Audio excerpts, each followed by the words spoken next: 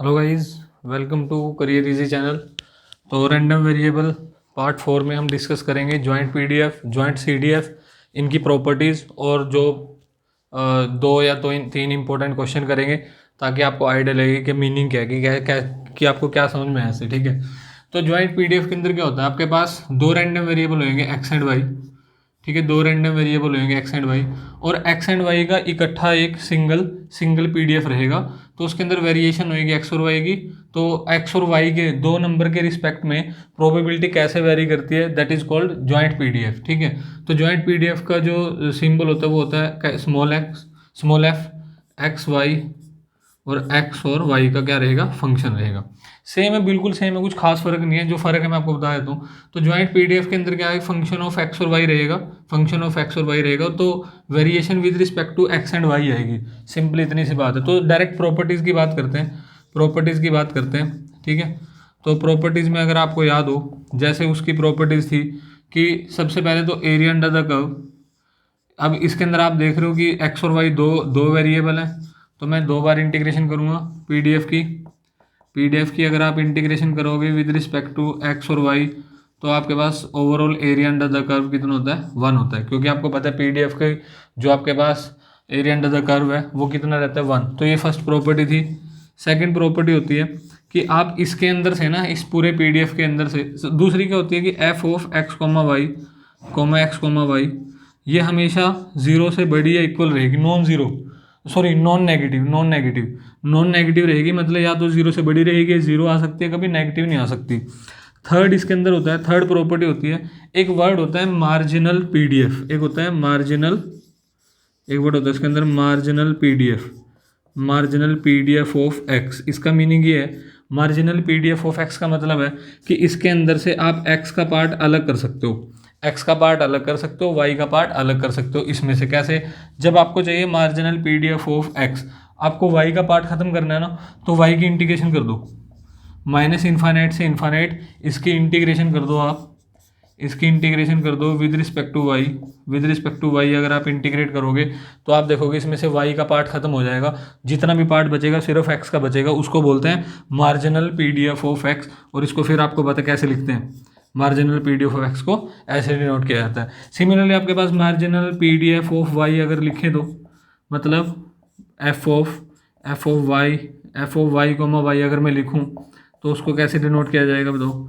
तो उसमें क्या करना है आपने, इस पीडीएफ को एक्स के रिस्पेक्ट में इंटीग्रेट कर देना, कहाँ से कहाँ तक, इस पीडीएफ को इंटीग्रेट कर देना माइनस इन्फिनिटी से infinity with respect to x. अगर आप एक्स के रिस्पेक्ट में इंटीग्रेट करोगे तो वाई का पीडीएफ बच जाएगा, अगर आप वाई के रिस्पेक्ट में इंटीग्रेट करोगे तो एक्स का पीडीएफ बच जाएगा। This is called marginal PDF. तो सिर्फ इतनी सी कहानी थी इसकी पीडीएफ की।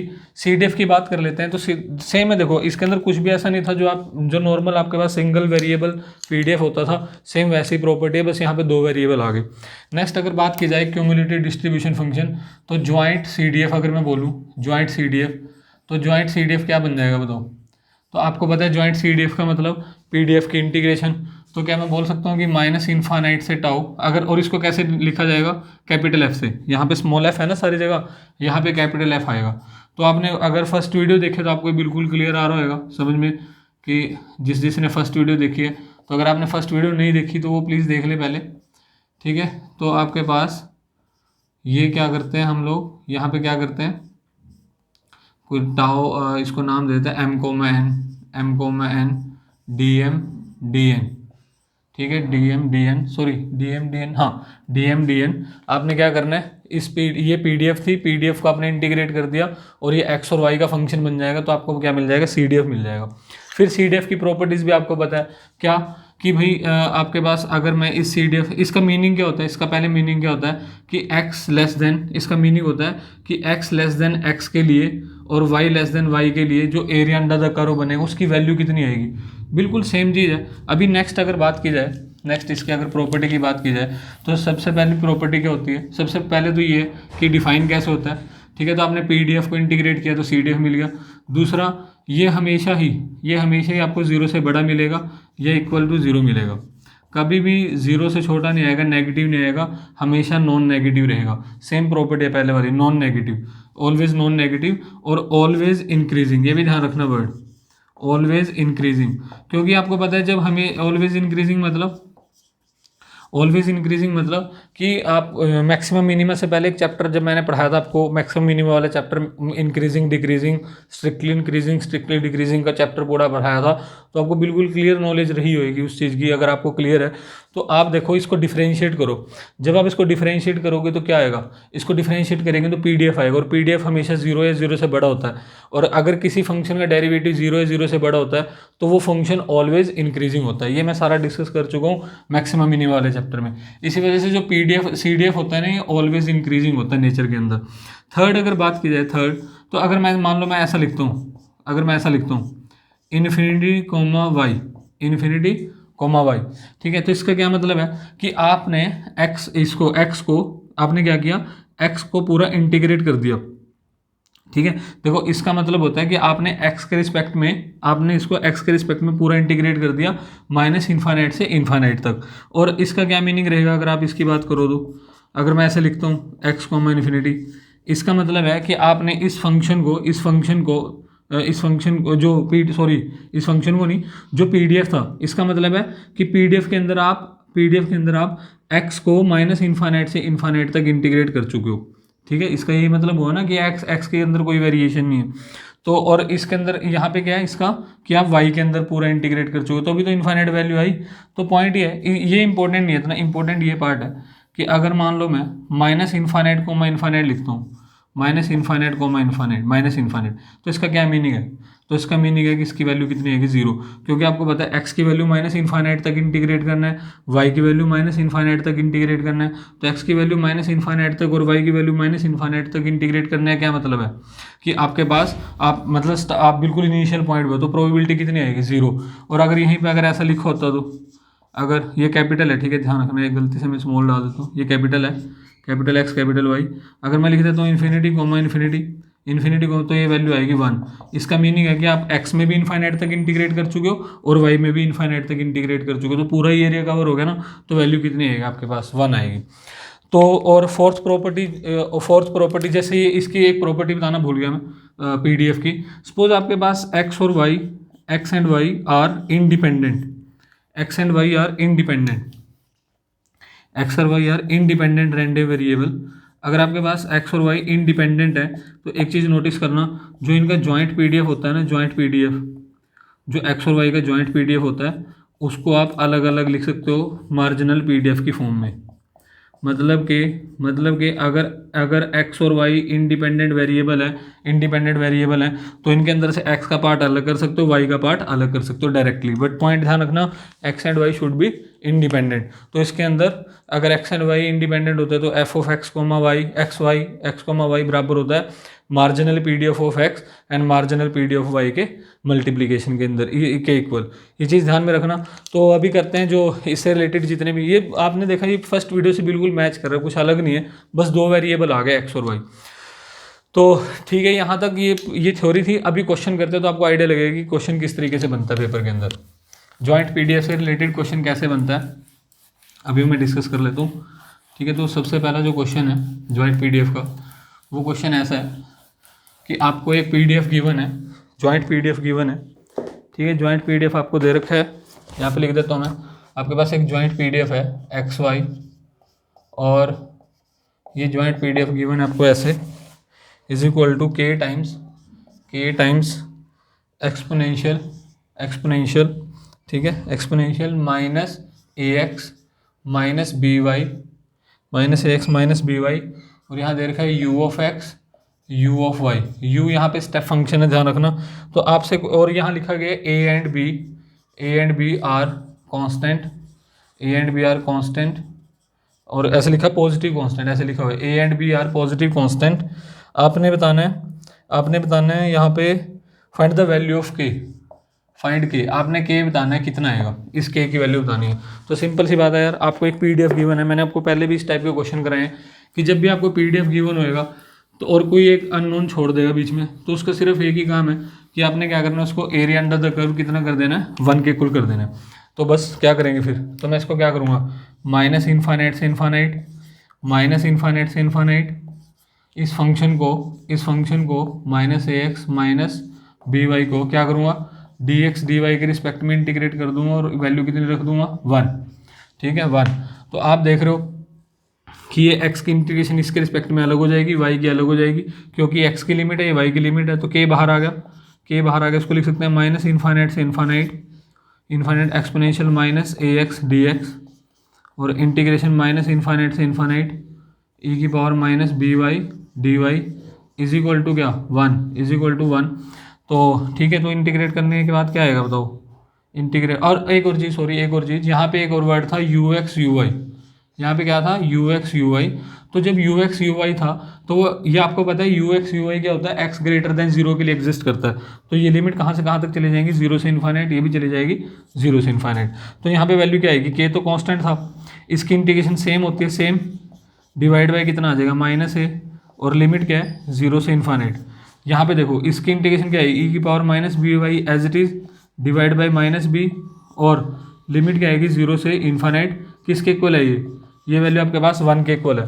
तो जब मैं यहाँ से इसको सोल्व करूँगा, देखो ये कितना बनेगा, ये बाहर आ गया, ये आ गया k बाई ए बी। जब आप यहाँ पे वैल्यू पुट करोगे, देखो e की पावर माइनस इन्फाइनाइट पुट करोगे तो कितना आंसर आएगा, e की पावर माइनस इन्फाइनाइट। तो जब आप इसको पुट करोगे बनेगा 0 माइनस ये बनेगा 1, और सेम बनेगा यहाँ पे भी सेम बनेगा, ये बनेगा 0 माइनस 1 इज इक्वल टू 1। तो ओवरऑल अगर आप देखो ध्यान से, ये माइनस माइनस 1 हो गया, तो यहाँ से फाइनली क्या है, k की वैल्यू कितनी आ गई आपके पास, k की वैल्यू आ गई आपके पास ए बी। तो इस टाइप से आपको क्वेश्चन पूछा जाएगा पीडीएफ से, जॉइंट पीडीएफ से रिलेटेड। अभी एक क्वेश्चन और डिस्कस करते हैं तो आपको एग्जैक्ट आइडिया हो जाएगा किस टाइप का क्वेश्चन पूछा जाता है। ओके, तो पीडीएफ से रिलेटेड, जॉइंट पीडीएफ से रिलेटेड नेक्स्ट क्वेश्चन है। एक पीडीएफ आपको गिवन है f of x y is equal to x y exponential, ये गिवन है यूएक्स ई वाई। क्वेश्चन दो टाइप के क्वेश्चन पूछेंगे, find f of x x and f of y y. मतलब एफ ऑफ एक्स एक्स किसके इक्वल होता है, देखो एफ ऑफ एक्स एक्स किसके इक्वल होता है, ये होता है marginal PDF of x, marginal PDF of x. तो क्या होता है, जब आपको इसमें से एक्स की वैल्यू निकालनी है तो आप क्या करो, वाई के रिस्पेक्ट में इंटीग्रेट कर दो, माइनस इन्फाइनाइट से इन्फाइनाइट में वाई के रिस्पेक्ट में क्या कर दूंगा, इसको इंटीग्रेट कर दूंगा। तो इंटीग्रेट करोगे तो क्या लिखोगे, देखो ये पहले फंक्शन लिख दिया into u x u y, और किसके रिस्पेक्ट में, वाई के रिस्पेक्ट में। आप देख रहे हो वाई के रिस्पेक्ट में इंटीग्रेट करोगे तो एक्स वाला पार्ट बाहर निकाल दो, उसका तो कोई रोल नहीं है, ये एक्स का पार्ट आ गया। यहाँ से क्या आएगा, एक्स का पार्ट देखो यहाँ से बराबर आ जाएगा एक्स स्क्वायर बाई 2 बाहर आ गया, यू ऑफ एक्स भी बाहर आ गया, कांस्टेंट है ना एक्स के रिस्पेक्ट में। इंटीग्रेशन जब आप वाई के रिस्पेक्ट में इंटीग्रेट करोगे, यू ऑफ वाई की वजह से वाई की जो लिमिट है वो 0 से इन्फाइनाइट चले जाएगी, क्योंकि स्टेप फंक्शन होता है और इज ग्रेटर देन 0 के लिए एग्जिस्ट करता है, उससे पहले 0 होता है। तो जो लिमिट माइनस इन्फाइनाइट से इन्फाइनाइट है वो 0 से इन्फाइनाइट चली जाएगी। यहाँ पे आ जाएगा y exponential minus y square by 2 into d y, ये बन जाएगा। अब इसको सॉल्व, देखो ये तो आपका कुछ आंसर बन गया। मैं इस पार्ट की बात कर रहा हूँ, सिर्फ इस पार्ट की, क्योंकि ये बार बार नहीं लिखेंगे। अगर आप इस पार्ट को इंटीग्रेट करोगे ना, इस पार्ट को इंटीग्रेट करोगे, अगर मैं इस पार्ट को इंटीग्रेट करता हूँ तो मैं क्या करूँगा, देखो मैं सिर्फ इसकी इंटीग्रेशन की बात कर रहा हूँ। मैं वाई स्क्वायर बाई 2 को माइनस वाई स्क्वायर बाई 2 को टी पुट कर लेता हूँ, माइनस वाई स्क्वायर बाई 2 को मैंने क्या पुट कर लिया, टी पुट कर लिया। तो यहाँ से क्या समझे, यहाँ से देखो डिफ्रेंशिएट करो, minus 2y d y upon 2 is equal to d t, is equal to d t. तो यहाँ से आप देख रहे हो वाई डी वाई की वैल्यू कितनी आई, y d y is equal to minus d t. तो वाई डी वाई की वैल्यू यहाँ पे पुट कर दो, इसके अंदर इस एक्सप्रेशन में अगर मैं पुट करूँगा तो क्या बनेगा, देखो ये बनेगा। अच्छा लिमिट की बात देखो, जब आपके पास 0 था तो टी भी 0 रहेगा, जब आपके पास वाई की वैल्यू इन्फाइनाइट थी तो टी भी इन्फाइनाइट हो गया। उसके बाद अच्छा सॉरी, जब आप वाई की वैल्यू कितनी थी, जब यहाँ पे y की वैल्यू कितनी थी, इन्फाइनाइट थी, तो t की वैल्यू माइनस इन्फाइनाइट आएगी, t की वैल्यू आएगी minus infinite. y d y कितना बन गया, y डी वाई बन गया आपके पास माइनस ऑफ डी टी, और ये फैक्टर कितना बन गया, एक्सपोनेंशियल टी। तो ठीक है, कर दो इसको, ऐसे लिख लो, डी टी बाद में लिख दो, यहाँ पे ये ऐसे आ जाएगा। तो ये फैक्टर कितना बनेगा, देखो ये बन जाएगा, माइनस तो पहले से बाहर है, इसकी इंटीग्रेशन क्या होती है, सेम यही बनती है ना, एक्सपोनेंशियल टी की लिमिट क्या है, 0 से लेके माइनस इन्फाइनाइट तक। तो ये कितनी बन जाएगी, देखो माइनस तो पहले से बाहर है, -1। यहाँ पे देखो जब मैं माइनस इन्फाइनाइट पुट करूँगा तो 0 आएगा, और जब 0 पुट करूँगा तो -1 आएगा। तो आप देख रहे हो इस फैक्टर की इंटीग्रेशन कितनी बनेगी, 1 बनेगी। तो क्या मैं इस पूरे फैक्टर को जब मैं इंटीग्रेट करूँगा तो आप देख रहे हो आंसर 1 आ रहा है। तो आपके पास एफ ऑफ एक्स और एक्स ये कितना बन जाएगा, ये बन जाएगा सेम एक्सपोनेंशियल e की power minus x square by 2 u of x. आपको पूछा गया एफ ऑफ वाई। अब यहाँ ध्यान से देखो, क्या एक्स और वाई के अंदर अगर मैं एक्स को वाई की जगह चेंज कर दूँ कुछ फर्क पड़ेगा क्या? कुछ भी फर्क नहीं पड़ेगा, बिल्कुल सेम है। तो पूरा सॉल्व करने की ज़रूरत नहीं है, पूरा सॉल्व करने की आपको ज़रूरत नहीं है। मैं डायरेक्टली लिख सकता हूँ कि F of y comma y किसके इक्वल आ जाएगा? Y exponential minus y square by 2 u of y, क्योंकि सेम स्टेप रहेंगे, सेम स्टेप रहेंगे। बस यहाँ y की इंटीग्रेशन की थी, वहाँ x की इंटीग्रेशन करोगे। और आप देख रहे हो बिल्कुल सिमेट्रिक सिस्टम है, जहाँ x से अगर y रिप्लेस कर दो कोई फर्क नहीं पड़ेगा। तो मैंने ये डायरेक्टली लिख दिया। तो पहला क्वेश्चन सॉल्व हो गया, एफ ऑफ x आ गया, एफ ऑफ y आ गया। सेकंड क्वेश्चन है are x and y independent. मैंने आपको बताया था कि जब दोनों को मल्टीप्लाई करने के बाद चेक करो क्या ये मेन फंक्शन बन रहा है। अगर दोनों को मल्टीप्लाई करने के बाद अगर मेन फंक्शन बन रहा है तो ये क्या है? इंडिपेंडेंट है। और आप देख रहे हो अगर मैं दोनों को मल्टीप्लाई करूंगा तो एक्जैक्टली सेम फंक्शन बन जाएगा जो ऊपर गिवन है। अगर मैं दोनों को मल्टीप्लाई एक्स वाई एक्सपोनेंशियल ये पावर्स में ऐड हो जाएंगी यू एक्स यू वाई। तो आप देख रहे हो जब दोनों को मल्टीप्लाई कर रहे हो तो बिल्कुल सेम फंक्शन मिले जा रहा है। इसका मतलब ये है कि x and y are independent. Yes, इसका आंसर आ जाएगा yes. Yes, x and y are independent. तो इस टाइप से क्वेश्चन आपके पास पेपर के अंदर पूछा जाएगा। अभी नेक्स्ट जो पार्ट रहेगा उसके अंदर मैं डिफरेंट टाइप के पीडीएफ डिस्कस करूंगा, और पीडीएफ्स को कैसे ऐड करना है, डिफरेंट पीडीएफ को कैसे ऐड करना है, वो सारा डिस्कशन रहेगा। ठीक है, थैंक यू। और शेयर कर देना प्लीज़, शेयर करो और लाइक करो इसको जितना ज़्यादा हो सकता है। ठीक है, और तो नेक्स्ट वीडियो के अंदर मिलते हैं। Okay, bye.